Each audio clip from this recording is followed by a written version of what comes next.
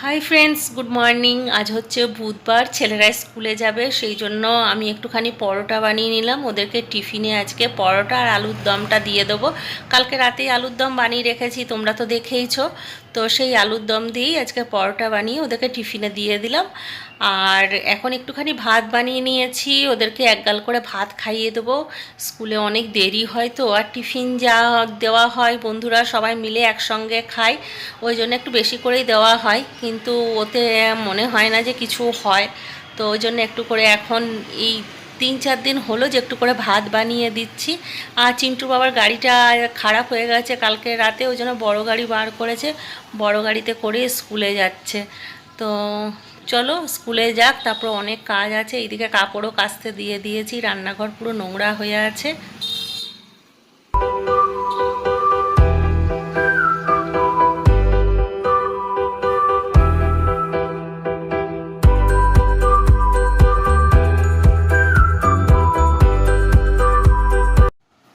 চিন্টুর বাবা চলে এসছে, ওকেও ভাত দিয়ে দিলাম। ওকে পরোটা করে দিচ্ছিলাম, ও বললো ভাতই দিয়ে দাও।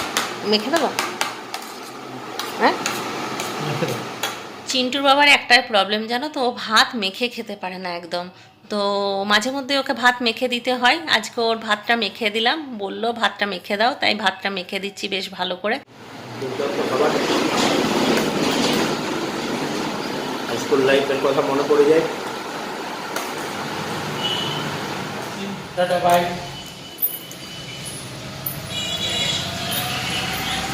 বড় গাড়ি নিয়ে যাবে? আর তোমার বাইকটা সারতে দিয়েছো?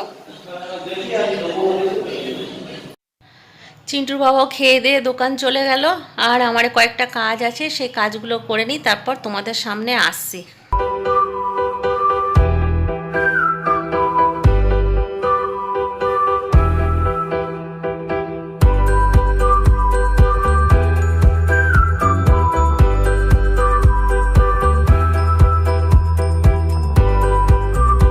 Good morning.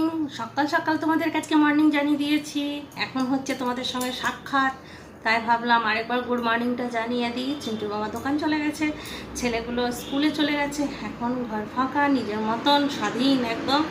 কাজ করতে পারলে হচ্ছে। আজকে একটু সকাল সকাল উঠেছি, ওই জন্য হাতে অনেকটা সময় আছে। আজকে আর ওদেরকে স্কুলে পাঠিয়ে আমি শুয়ে পড়িনি, কারণ আজকে বিকেলে একটা প্রোগ্রাম আছে। ওই তোমাদেরকে কালকেই বলেছিলাম, মাটনটা যখন ধুচ্ছিল তখন বললাম যে দোকানের ছেলেগুলোকে খেতে বলেছি রাত্রেবেলায়। তো সকাল সকাল যদি দিনের রান্নাটা করে নিতে পারি, রাতে আবার রান্না আছে, তো তাহলে একটু রেস্ট পাবো। ওই জন্য আজকে শুলাম না, একদম সকাল সকাল কাজ করে নিয়েছি। ফোন বাজছে, ছেলেদের ফোন, ওরা স্কুলে গেছে। কাজ কমপ্লিট হয়ে গেছে, একটু ঝাড়ু লাগাবো আর একবার উপরে যাব চেক করতে।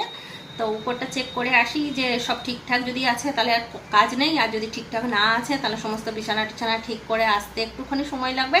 তারপর এসে আমি স্নান করব আর রান্নাঘরে ঢুকবো। সময়টাকে কাজে লাগালাম একটুক্ষণ। আজকে যেহেতু সকাল সকাল কাজ হয়ে গেছে, এতক্ষণ বসে শুয়ে কাটিয়ে দিলাম, যেটা প্রত্যেক দিনই ভাবি আর আমার হয় না। রান্না বান্না অনেকক্ষণ কমপ্লিট হয়ে গেছে, এখন চিকেনটা গরম করতে দিলাম। তাহলে চলো দেখিয়ে দিই আজকে কি কি রান্না করে। সবার আগে যেটা দেখাবো সেটা হচ্ছে এই আতা। দেখো কত বড় আতা, আর এত মিষ্টি না আতাগুলো, যে প্রত্যেক দিনই চিন্টুর বাবা নিয়ে আসছে, আমরা খুব ভালোবাসি খেতে। এখানে আছে পেঁপে, পেঁপেটাকে ভাজা করেছি, আর একটা শশা ছিল সেটাকে একটুখানি টুকরো করে রেখে দিয়েছি, ভাতে এক টুকরো করে খাওয়া হয়ে যাবে তাই। আর এখানে আছে কালকার আলুর দমটা অল্প বেঁচেছে, সেটা রেখে দিয়েছি। আর এখানে চাটনি করে নিয়েছি, চাটনিটা একবারে করে নিয়েছি, রাতেও হয়ে যাবে দিনেও হয়ে যাবে। এখানে বিনস আলু ভাজা আছে, এখানে আছে গরম ভাত, আর ওইদিকে করে রেখেছি চিকেন, আর চিকেনের সাথেই ডিমের অমলেট করে মিশিয়ে দিয়েছি। ডিমের অমলেট কারি হয়ে গেছে, কারণ চিকেনটা একটু কম ছিল। তো ছেলেগুলো চিকেন খেয়ে নেবে আর আমরা অমলেট কারিটা খেয়ে নেবো, হয়ে যাবে। চলো রিন্টুকে খাবার দিয়ে দিই, ও টেবিলে বসে গেছে। এই দেখো, প্রত্যেকদিন যার যার খিদে পায় তারা টেবিলে এসে আমাকে হাঁক দেয়, আর যদি আমি ডাকি তাহলে দেখবে যে ওরা কেউ বসেনি, আমি ডেকে যাচ্ছি, আয় রে আয় রে আয় রে, খিদে পেলে কেউ না কেউ বসে থাকবে। গুড ইভিনিং, ঘড়িতে বাজছে 4:40, আর চিন্টুর বাবা দেখো কি অবস্থা, সিঙ্গাড়া চপ সব কিছু এনে হাজির করেছে। গরম সিঙ্গাড়া চপ দিল, গাড়ি সার্ভিসিং সাকসেসফুল হয়েছে, তার জন্য বললো যে হ্যাঁ তোমার মাথা। গরম সিঙ্গাড়া চপ আমি নিয়ে চলে এলাম তোমার জন্য, নাও খাও। আমার জন্য এই মাত্র ভাত খেলাম, পেটে একটুও জায়গা নেই। আরও চপ সিঙ্গারা নিয়ে এসছে। আমি আজকে ঘুমাইনি এই কারণে, কারণ রিন্টু এক্ষুনি মেলা যাবে আর আমাকেও রান্নায় লাগতে হবে, সন্ধে দিতে হবে, ওই জন্য আজকে শুলাম না। রিন্টু চললো মেলা সার্কাস দেখতে। আজকে স্কুলে একখানা টিকিট পেয়েছে, সেই টিকিটের দোহায়ে যাচ্ছে বন্ধুদের সঙ্গে সার্কাস দেখতে। ইস ইস দেখো সমস্ত কিছু জোগাড় করে চলে এসেছি রান্নাঘরে। এখন কাটাকুটি করব, কাটাকুটি করে রান্না বসাবো। আজকে রান্না করব মাটন তো হচ্ছেই, আর হবে আলু পোস্ত। আলু পোস্ত এতক্ষণ বসে বসে আলুগুলোকে ছুলে নিয়েছি, এবার কাটবো। আর এখানে আছে বেগুন, বেগুন ভাজা করব। আর টমেটোর চাটনি সকালেই করে রেখেছি, পেঁয়াজ কাটবো, মশলা রেডি করব। এই করে রান্নাটা শুরু করে দেবো। চলো তাহলে ঝটপট করে শুরু করা যাক।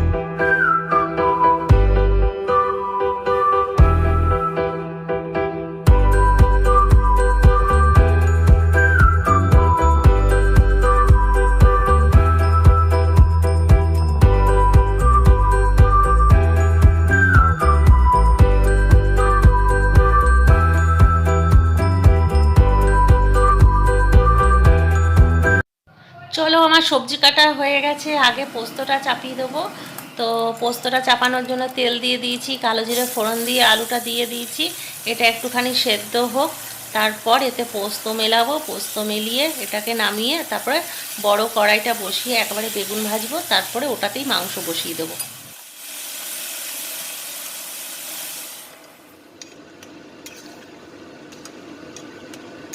তোটা প্রায় হয়েই এসছে।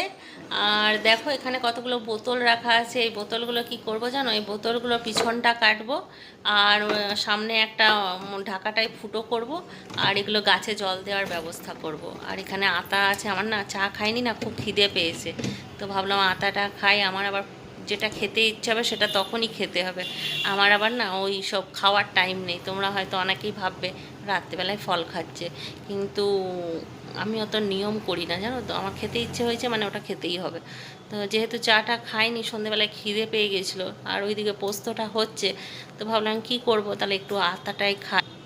মাঝে মধ্যে জানো তো আমি রাত্রেবেলায় বাদাম ভাজাও খাই, ওই জন্য চিন্টুর বাবাকে বাদাম এনেও রাখতে হয়। আমার খিদে পেয়ে যায় এডিটিং করতে করতে, তখন মনে হয় কী খাই কী খাই। আবার কখনো কখনো ভাতও খেতে বসে যায়, তখন আবার চিন্টুর বাবাকে উঠিয়ে দিয়ে আসি, এই আমি খেতে বসি, আমাকে দেখে ভয় পেও না কিন্তু, জানো এইরকম করি। চলো তাহলে খাওয়া হয়ে গেছে, এবার বেগুন ভাজাটাও বসিয়ে দেবো বড় কড়াইটা নিয়ে।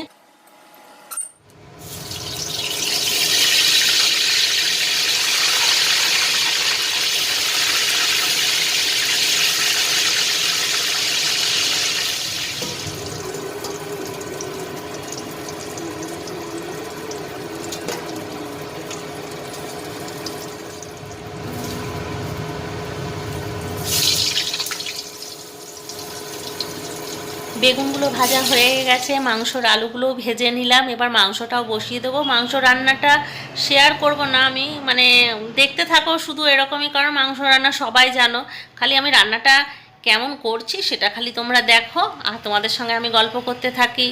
প্রোগ্রাম হয় কারণ আমি এগুলো করতে ভালোবাসি, আমি নিজেও খেতে ভালোবাসি, সবাইকে খাওয়াতে ভালোবাসি, চিন্টুর বাবাও এগুলো করতে ভালোবাসে, সেই জন্য আমাদের প্রোগ্রাম হতেই থাকে। আর এই নভেম্বর মাসে আমাদের আরেকটা প্রোগ্রাম রয়েছে, একটা স্পেশাল ডে, স্পেশাল মানুষের বার্থডে। কার বার্থডে সেটা এখন বলবো না, পরে বলবো। আর জানো তো আরেকটা আমরা ভেবেছিলাম প্রোগ্রাম করব, কিন্তু চিন্টুর বাবা আমাকে ভয় দেখিয়ে দিল, আমি আর সেটাতে আর এগোতে পারলাম না। কারণ আমার খুব ইচ্ছে ছিল 500 সাবস্ক্রাইব যখন হয়ে যাবে, মানে 500 সাবস্ক্রাইবার যখন হয়ে যাবে, তখন আমি একটুখানি সেলিব্রেট করব, একটু কেক কাটবো, তারপরে একটু আনন্দ করব, নাচ করব, গান করব। কিন্তু চিন্টুর বাবা বললো কোনো দরকার নেই তো আমার, কারণ যেভাবে সাবস্ক্রাইবার বাড়ছে সাবস্ক্রাইবার কমছে।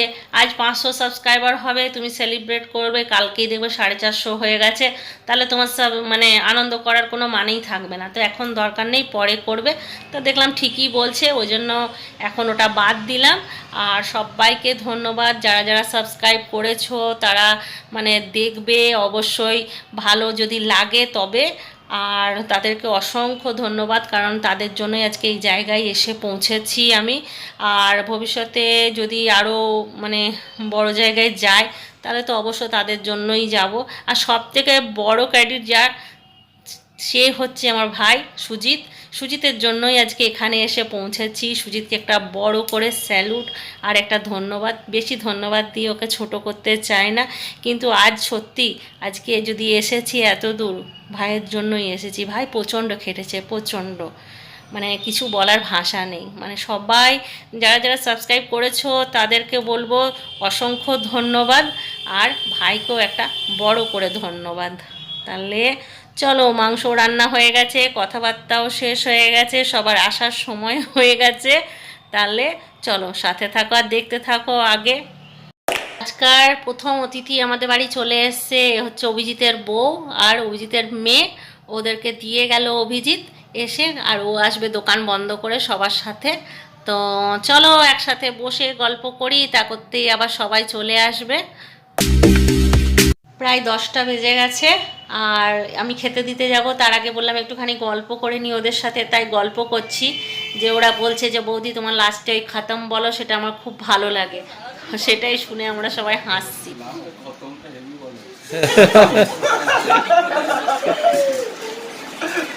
পুচকিটা এতক্ষণ আমাদের কারো কাছে আসছিল না, আর কাঞ্চন আসতেই কাঞ্চনের কাছে কি সুন্দর চলে গেছে, কাঞ্চনকে বেশ ভালো চিনে গেছে। আজকে পার্টিটা কিসের বলো তো দেখি? এটা কাশির জন্য হয়েছে, কাশি বলো। ধনতেরাসের পরিশ্রমের ফল। ধনতেরাসে কতটা পরিশ্রম হয়েছে সেটা তো চিন্টু বাবা জানে, কিন্তু আমার জন্য এই পরিশ্রমটা করেছিল কাশি। তা কাশির পাওনা ছিল, তা কাশির জন্য একটা হয়ে গেছে আমাদের তরফ থেকে। আগে প্রায় দিন হতো বলো সুমিত, এখন এখন কমে গেছে, এখন আমি কুড়ে হয়ে গেছি, নাহলে আগে প্রায় দিন হতো। চলো খাওয়া দাওয়াটা হয়ে যাক, তারপরে আবার ওখানে আমার কাছে এসেছে, একটুখানি বন্ধুত্ব হয়েছে। দেখো আমার সঙ্গে খাবার দিচ্ছে সবাইকে, তাই না? খাবার দিচ্ছ না? বলে দাও, বলে হাই, বলো হাই। অনেক খাবার বেড়ে গেছে, এগুলোকে সব গুছিয়ে বাগিয়ে আবার ফ্রিজে রাখতে হবে, অনেক দেরি হয়ে যাবে। কে জানে, বাইরে গেলাম আমি তখন, এখন এসে দেখছি ঝুলছে, চেনটা গলার থেকে বেরিয়ে গেছে। আর আমি এখনই নিচে গিয়েছিলাম, পড়েও যেতে পারতো, কিন্তু যাক পড়েনি। দেখো খাবার নিয়ে নিয়েছি এখানে আমি, সবার শেষে সবার খাওয়া হয়ে গেছে, ওরা সবার বাড়ি চলে গেল। এখন বাজছে 11টা 20।